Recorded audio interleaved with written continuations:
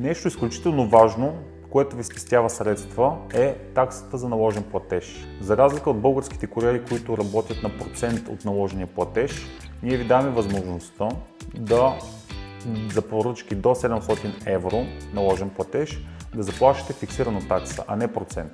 Например, за Румъния 0,3 евро, за Унгария 0,4 евро, до 1 евро за всички страни в Европа.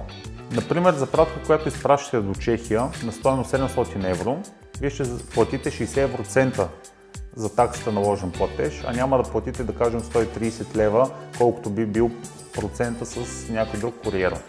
Това ви спестява изключително много средства и другото голямо предимство е, че нямате обемно тегло за пратки до 10 кг.